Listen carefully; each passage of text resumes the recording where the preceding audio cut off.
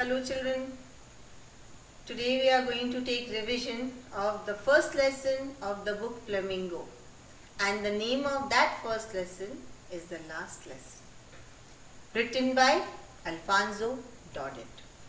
Now this lesson is set in the backdrop of Franco-Prussian War and the war which was fought between France and Prussia. In this war, the French people or the France got defeated, and the orders from Berlin came that from next day onwards only German language would be taught in the region of Alsace and Lorraine. What happened after that? How did the people react to it? This we will find it in the story.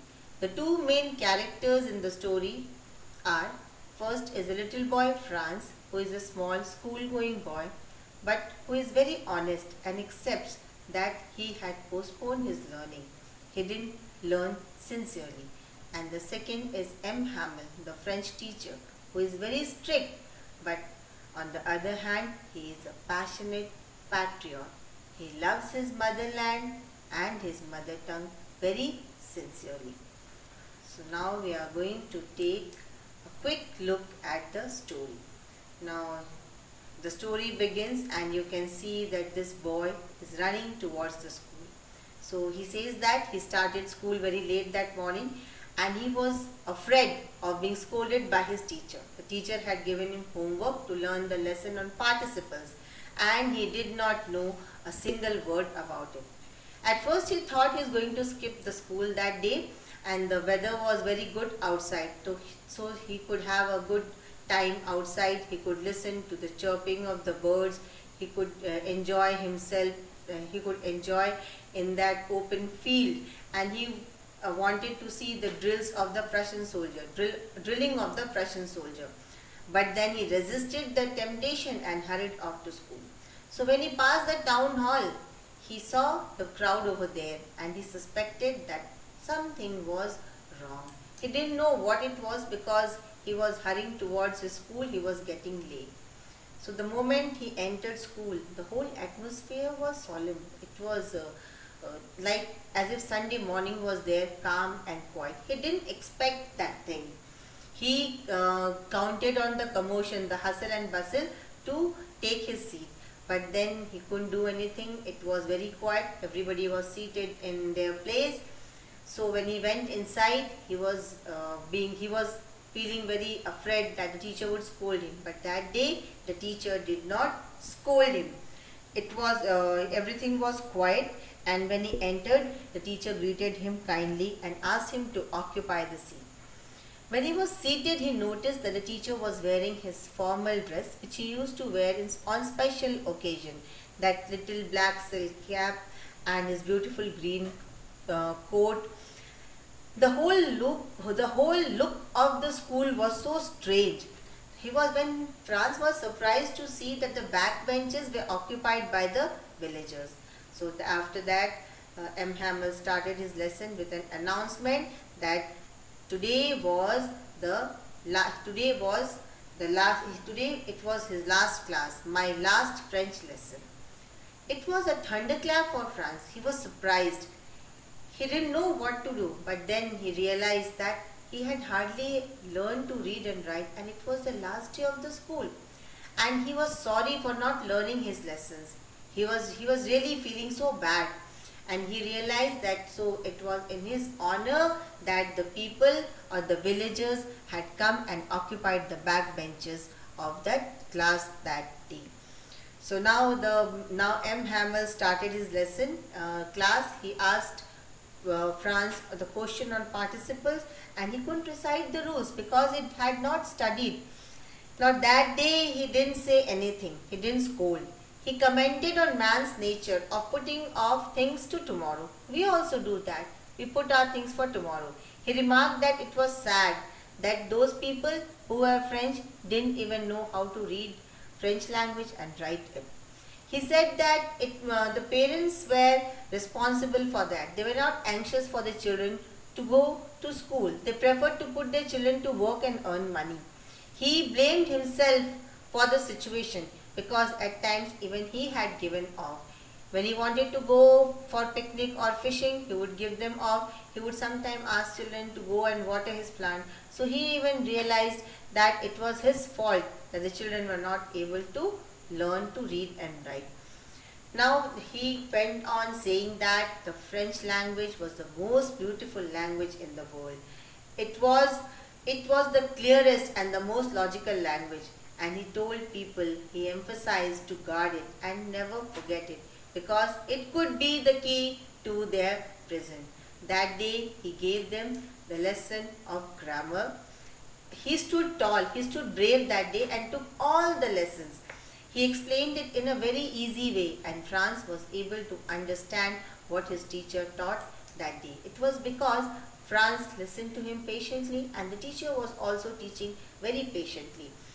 Now, after teaching the lesson, he gave them copies to write, and everybody was quiet in their work.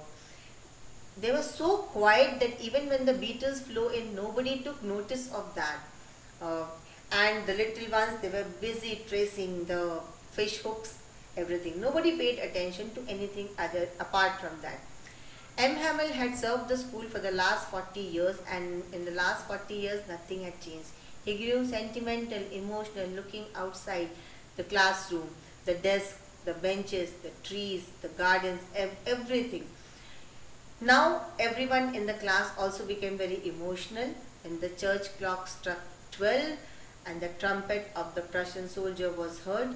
He took a piece of chalk, wrote on the blackboard, "Viva la France." It means "Long live France." And with a gesture, his voice was choked with emotion. He couldn't say anything. He dismissed the class. So here the story ends. Now, theme of the story is that the writer points out that it is unwise to postpone the learning of things for one reason or other. We should not postpone the work. Then he also depicts that how the Prussian rulers wanted to rule over the minds and hearts of the people of France. It should be like that. So now we are going to take a revision of the questions and answers, which I think is important from examination point of view. The short question answers. Why was the narrator scared of going to school that morning?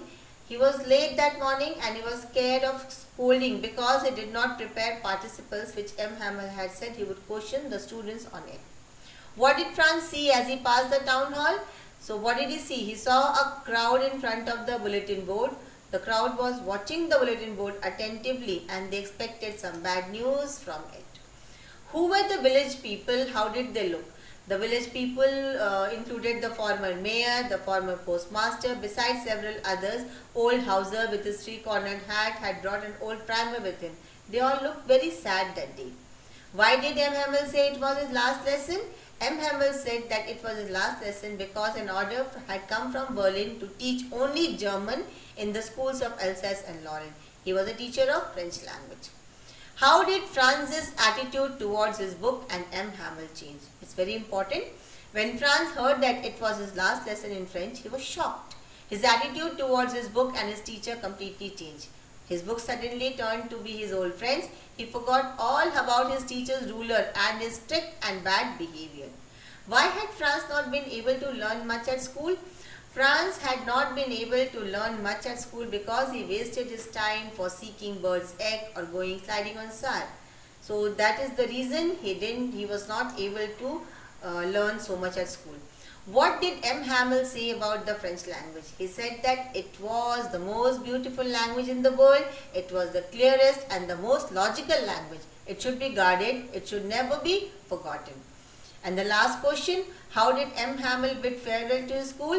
When the church clock struck 12, he stood up, tried to say something, but he was overcome with emotion. He wrote "Viva la France" on the blackboard and dismissed the school with a gesture of his hands. So this was the story all about. Now the key points in a very quick way.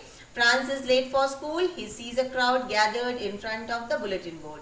He plans to slip in quietly, but is surprised to find everybody seated. Even the villagers had joined the class that day. M. Hamel says that this will be the last French lesson and that he is being transferred by the Prussian regime. The lesson begins. Franz is unable to recite the rules of participles. Hamel emphasizes their collective failure to appreciate the beautiful French language. Grammar and writing lessons begin. Everybody is very serious about it. The church bell strikes 12 and the Prussian soldiers sound their trumpet. Overcome with emotion, M. Hamel inscribes "Viva la France" on the blackboard. The last lesson is over. So here we come to the end of this class, and if you have enjoyed learning, please hit the like button, and if you are new, please subscribe it. Thank you.